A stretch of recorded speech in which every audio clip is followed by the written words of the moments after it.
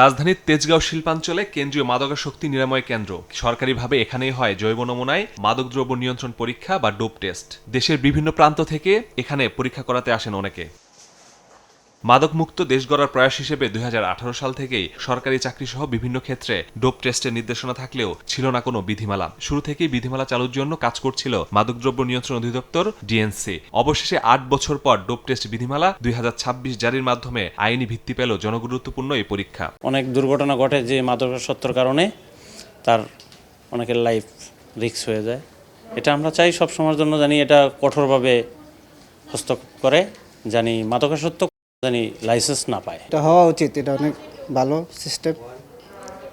এটা যেহেতু চালু হয়েছে তাহলে মাদকাসক্ত অনেক কমে যাবে। বিধিমালায় বলা হয়েছে সরকারি, আধা সরকারি, স্থানীয় সরকার, স্বায়ত্তশাসিত ও বেসরকারি প্রতিষ্ঠানের চাকরির নিয়োগে ডোপ টেস্ট প্রযোজ্য হবে। এসব প্রতিষ্ঠানে কেউ মাদক গ্রহণ করেন বা প্রাথমিকভাবে সন্দেহ হলে ডোপ টেস্ট করা যাবে। বিভিন্ন যানবাহন চালানোর লাইসেন্স দেওয়া ও নবায়নের ক্ষেত্রে, বিদেশে যেতে ইচ্ছুক কর্মীদের ক্ষেত্রে, উচ্চ শিক্ষা প্রতিষ্ঠানের শিক্ষার্থীদের মধ্যেও কারো বিরুদ্ধে মাদক সেবনের অভিযোগ বা সন্দেহ হলে ডোপ টেস্ট করার বিধান রাখা হয়েছে।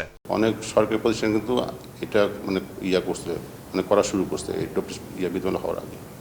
আর ডোপ টেস্ট বিধান হওয়ার পরে এটা এখন হয়ে গেছে, এটা বাধ্য, এখন এটা করতে হবে। অবশ্যই এটা একটা বড় একটা প্রভাব ফেলবে। ডোপ টেস্ট বিধিমালা বাস্তবায়ন ও তদারকিতে টেকনিক্যাল কমিটি গঠন করা হয়েছে। টেস্টে পজিটিভ হলে সরকারি চাকরিতে অযোগ্যের পাশাপাশি মাদকাসক্তি নিরাময় কেন্দ্রে ভর্তি বাধ্যতামূলক করা হয়েছে। একই সাথে টেস্টের সাথে জড়িত কেউ অনিয়ম করলে তার বিরুদ্ধে ব্যবস্থার বিধান রয়েছে। ডোপ টেস্ট হচ্ছে আমাদের যে জৈব নমুনা শনাক্ত করা হবে, আমাদের নখ, চুল, রক্ত, তারপরে লালা, এই সব কিছু দিয়েই আমরা কিন্তু ডোপ টেস্ট করতে পারি। বর্তমানে আমাদের এই সক্ষমতা আছে। আরও নতুন নতুন যেগুলো আসবে সেগুলো ভবিষ্যতে আমরা সক্ষমতা অর্জন করব।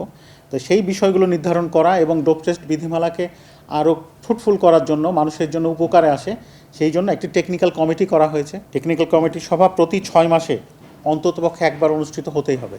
অতএব বছরে কিন্তু 2টো আমাদের সভা করতে হবে।